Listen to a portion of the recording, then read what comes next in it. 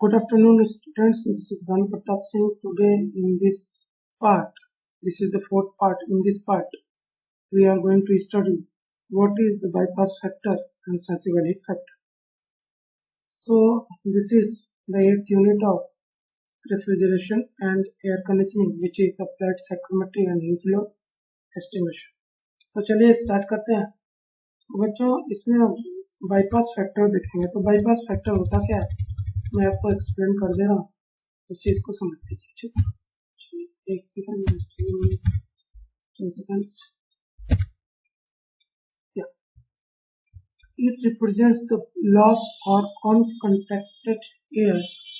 It represents the fractional part of inlet air which are not coming in contact with the outlet. मतलब कि यहाँ पे बच्चों एक बात जो ध्यान देने की ये है कि जब एयर कॉइल के ऊपर से फ्लो होती है तो कुछ वायु बिना प्रभावित हुए सीधे निकल जाती है। ठीक, तो वही कह रहा है, इट रिप्रेजेंट द लॉस और अनकॉन्टैक्टेड एयर। यह वो वायु है जो कॉइल के संपर्क में नहीं आती। It represent the fractional part of inlet air which are not coming in contact with the coil. यह उस छोटे से आंशिक भाग को प्रदर्शित करता है, आंतरिक आंशिक भाग को प्रदर्शित करता है जो कॉइल के संपर्क में नहीं आती। तो मान लेते हैं हम x किलोग्राम एयर जो है वो कॉइल से सीधे निकल जा रहा है, मतलब कॉइल के कांटेक्ट में नहीं आ रहा है। ये x किलोग्राम कॉइल के कांटेक्ट में नहीं आ रहा। टोटल 1 किलोग्राम है, x किलोग्राम कॉइल के कांटेक्ट में नहीं आ रहा है, तो कॉइल के कांटेक्ट में कितना आ रहा है, 1 है टोटल। x बाईपास हो जा रहा है, निकल जा रहा है सीधे, कॉइल के कांटेक्ट में नहीं आ रहा है, तो 1 माइनस x किलोग्राम कॉइल के कांटेक्ट में आ रहा है। तो केवल 1 माइनस x किलोग्राम ही कॉइल के संपर्क में आता है। इस प्रकार बाईपास होने वाले वायु की जो मात्रा है वो कॉइल की बनावट और वायु की प्रवाहगति पर निर्भर करेगी। मतलब जो वायु की यह बाईपास क्रिया है, जो वायु की यह बाईपास क्रिया है, जो x बाईपास हो जा रहा है, वही बाईपास जो क्रिया है उसी को हम बाईपास फैक्टर द्वारा व्यक्त करते हैं, रिप्रेजेंट करते हैं, बाईपास फैक्टर कहते हैं। ठीक है, उपमार्ग गुणक कहते हैं।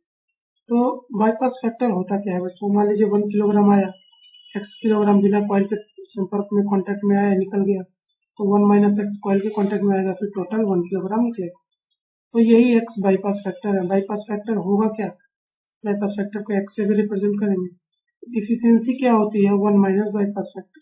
मतलब अगर बाईपास फैक्टर घटेगा तो इफिशियंसी बढ़ेगी। ऑब्वियसली ये जो मास ऑफ एयर है जो कॉइल के कांटेक्ट में नहीं आ रहा है, अगर इसका मान बहुत कम होगा तो इफिशियंसी कॉइल की बहुत ज्यादा होगी। अगर यही बहुत ज्यादा होगा, मतलब बहुत ज्यादा एयर कॉइल के कांटेक्ट में नहीं आ रहा है, तो कॉइल की इफिशियंसी बहुत कम है। वही बात है, इफिशियंसी क्या होगी कॉइल की, 1 माइनस बाईपास फैक्टर। ठीक, तो बाईपास फैक्टर हीटिंग कॉइल का क्या होगा बच्चों। तो let us assume T1 is the inlet temperature of air. T1 जो है ये हमारा हीटिंग कॉइल है जो हीट कर रहा है, मतलब यही हीट कर रहा है एयर को, विंटर एसी में यूज होगा। ठीक, तो हीटिंग कॉइल है, इसका टेम्परेचर T3 है, मान लिया हमने 45 डिग्री सेल्सियस। ये इनलेट एयर है जिसका टेम्परेचर 20 डिग्री सेल्सियस है। अब ये 20 degree Celsius inlet air coil के कांटेक्ट में आएगा जिसका टेम्परेचर 45 है, तो 45 तो होगा नहीं क्योंकि ये 20 है, ये 45 इसका टेम्परेचर है। तो मान लेते हैं हमारा आउटलेट जो T2 है वो 40 डिग्री सेल्सियस। तो जो कॉइल का टेम्परेचर है T3 वो ज्यादा होगा आउटलेट टेम्परेचर T2 से, और ये ज्यादा होगा इनलेट टेम्परेचर T1 से, हीटिंग के केस में, क्योंकि कॉइल हीटिंग कॉइल है, तापन कॉइल है, तापन कुंडली। तो जो बाईपास फैक्टर होगा हीटिंग कॉइल का वो क्या होगा, तो कॉइल का टेम्परेचर मतलब T3 माइनस आउटलेट टेम्परेचर यानी T2 डिवाइडेड बाय कॉइल का टेम्परेचर यानी T3 minus inlet temperature T। तो कॉइल ये कंडीशन T3 माइनस T2 और T3 माइनस T1 ये बाईपास फैक्टर हो जाएगा हीटिंग कॉइल का। और एफिशिएंसी तो हमेशा वही होगी 1 minus bypass factor. Efficiency heating coil का है तो बाईपास फैक्टर भी हीटिंग कॉइल का होगा। एफिशिएंसी कूलिंग कॉइल की है, बाईपास फैक्टर भी कूलिंग कॉइल की ही होगी। ठीक है, चलिए तो अब आप कूलिंग कॉइल भी देख लीजिए। तो मान लेते हैं कूलिंग कॉइल लगा है, तो अब टेम्परेचर ये समर एसी में इस्तेमाल होगा। तो समर एसी में इनलेट कंडीशन मान लेते हैं, inlet air temperature 40 degree Celsius है, कूलिंग कॉइल का टेम्परेचर कम होगा, मान लेते हैं 15 डिग्री सेल्सियस है, 15। और आउटलेट क्या हो जाएगा, इनलेट 40 है, कॉइल का 15 है, आउटलेट अप्रॉक्स मान लेता है 20 डिग्री सेल्सियस। तो यहाँ पे जो इनलेट कंडीशन है, जो कॉइल टेम्परेचर है वो सबसे कम होगा आउटलेट टेम्परेचर से और वो कम होगा इनलेट टेम्परेचर से। मतलब इनलेट टेम्परेचर ज़्यादा होगा, उसके बाद आउटलेट टेम्परेचर होगा, उसके बाद कॉइल का टेम्परेचर होगा, मिनिमम कॉइल टेम्परेचर होगा, कूलिंग कॉइल है इसीलिए। तो बाईपास फैक्टर क्या होगा, तो outlet condition minus cooling coil का temperature, inlet condition minus cooling coil का टेम्परेचर। तो बच्चों आप यहाँ देखेंगे T3 minus T2, T3 minus T1 heating coil है, देखिए T3 minus T2, T3 minus T1 heating coil है, और कूलिंग कॉइल का अलग हो जाएगा, जस्ट उल्टा कि क्योंकि अब जो हमारा कूलिंग कॉइल का सबसे कम है तो सबसे कम टेम्परेचर ही घटाएंगे। T2 आउटलेट है और ये इनलेट है, outlet minus cooling coil, inlet minus cooling coil, ठीक है ना। कूलिंग कॉइल की एफिशिएंसी क्या हो जाएगी, 1 minus bypass factor of cooling coil, ठीक है। तो चलिए बाईपास फैक्टर वही बच्चों, the quantity of air which are uncontacted with the coil which are bypass without contact with the coil. वायु की वह मात्रा जो बिना वायु कॉइल के संपर्क में आए हुए बाईपास हो जाती है, उसी को बाईपास फैक्टर कहता है एक्स। तो bypass factor in case of combined coil मान लेते हैं, मान लीजिए एक से ज्यादा कॉइल है और सबकी जो मोर देन है, जो सबकी साइज सेम है, तो मान लेते हैं इसका बाईपास फैक्टर एक्स है, इसका एक्स है, इसका एक्स, और सब सेम साइज में सब अरेंज किए हुए हैं, कंबाइंड है, तो बाईपास फैक्टर इन सब का क्या होगा, x to the power n. मान लीजिए 3 कॉइल है तो बाईपास फैक्टर किसी एक का निकाल लेंगे और उसके पावर 3 रख देंगे। मान लीजिए बाईपास फैक्टर सबका 2 है तो 2 टू द पावर 3 यानी 8 टोटल हो जाएगा बाईपास फैक्टर, ठीक है ना। X to the power n, x क्या है बाईपास फैक्टर, एन क्या है नंबर ऑफ कॉइल्स। तो ये कंबाइंड बाईपास फैक्टर निकालने का है, सिमिलर कॉइल्स कंबाइंड, ठीक है बच्चों। चलिए तो दूसरा जो नोट का पॉइंट है, नोट का पॉइंट ही हम देख लेते हैं। दूसरा नोट का जो पॉइंट है वो ये है, तो मान लेते हैं इनलेट कंडीशन 1 है, आउटलेट 2 है, और ये कॉइल का सरफेस टेम्परेचर Ts, तो डाइवर्ट टेम्परेचर 40 है, ड्यू पॉइंट टेम्परेचर 20 है।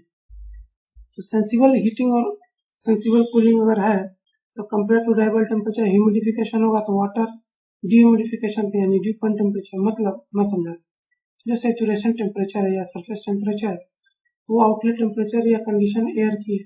मतलब यहाँ से कुछ कंक्लूजन ये है कि 50 डिग्री सेल्सियस अगर हम रख रहे हैं, वाटर को नहीं ले रहे तो sensible heating, 50 degree Celsius water ले रहे हैं तो कुछ ह्यूमिडिफिकेशन होगा तो sensible heating plus humidification, steam है तो वही चीज है सेंसिबल हीटिंग प्लस ह्यूमिडिफिकेशन, और 30 डिग्री सेल्सियस है तो इनलेट कंडीशन 40 है तो यानी सेंसिबल कूलिंग हो रही है, 19 डिग्री है तो मतलब सेंसिबल कूलिंग के साथ साथ हमने मॉइस्चर को भी हटाया यानी डीह्यूमिडिफाई भी किया। ये बेसिक समझने की जरूरत नहीं है, मतलब ये है ये कि हमें समझना है कि कैसे sensible heating humidification, sensible cooling humidification हो रहा है, ठीक है बस वो चीज।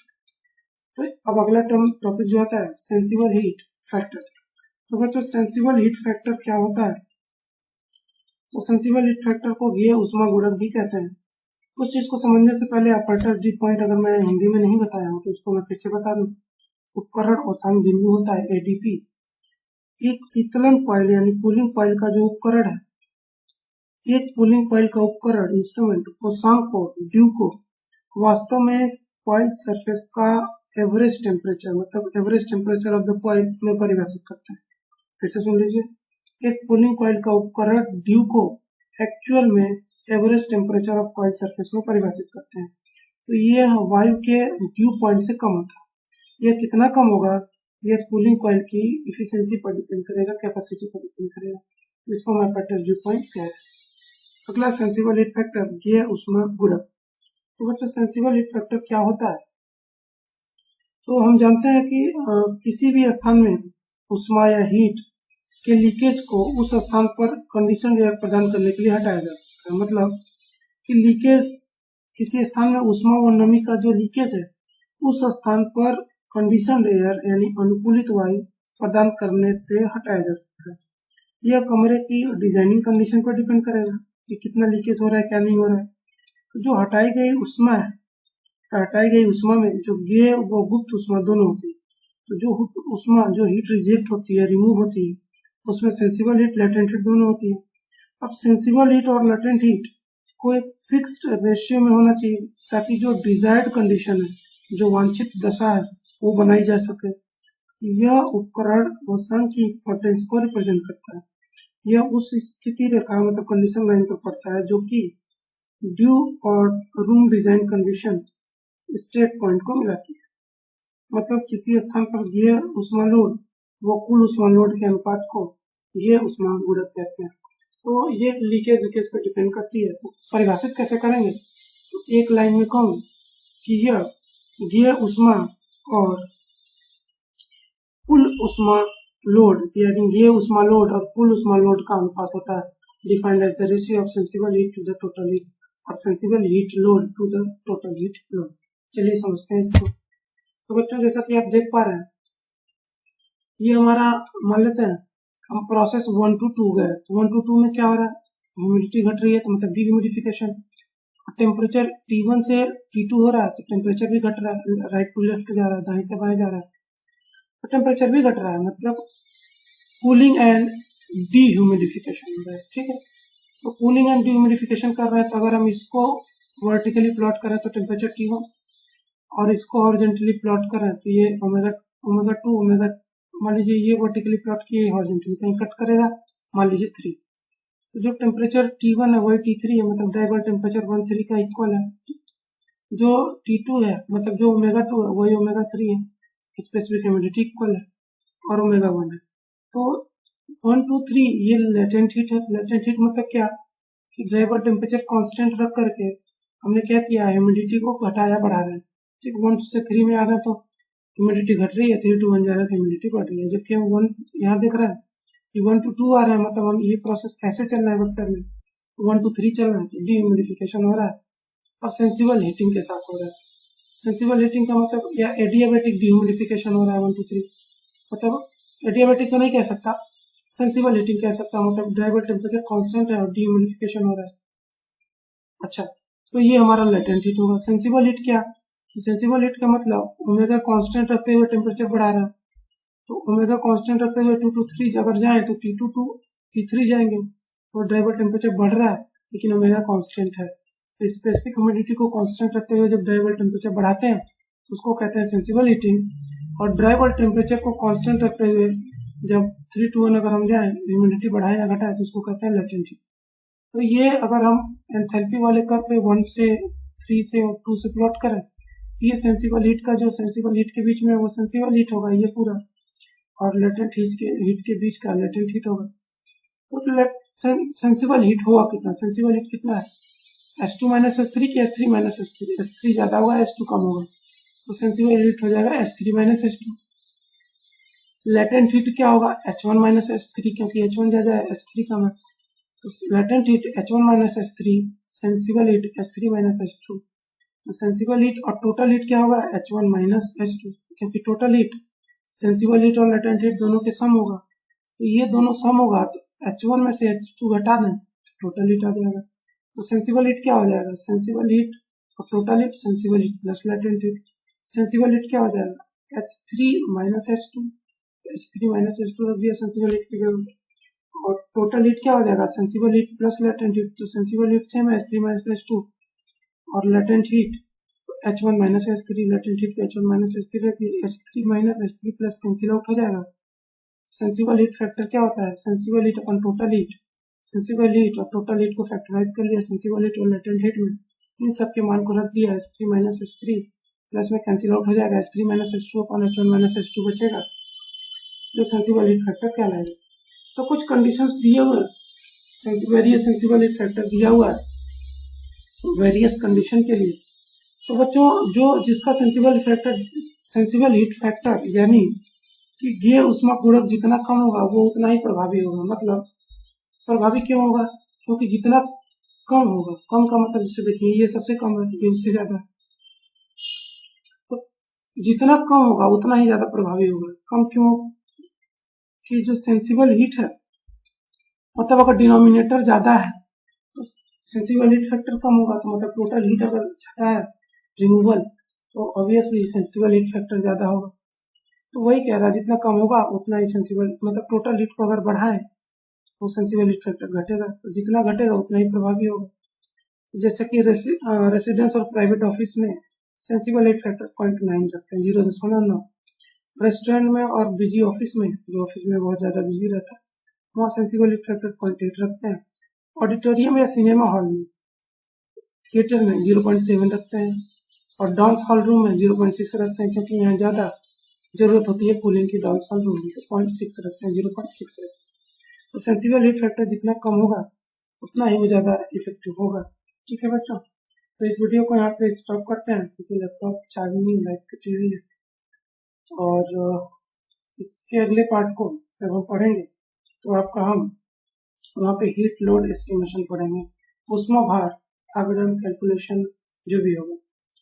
ठीक है, उष्मा भार पढ़ेंगे, हीट लोड पढ़ेंगे अगले पार्ट। तो इसको यहाँ पे स्टॉप करते हैं। आई थिंक आपको समझ में आ गया होगा। हाँ, अब लैपटॉप चार्ज नहीं है बोल रहे, हाँ सेव भी तो करना है।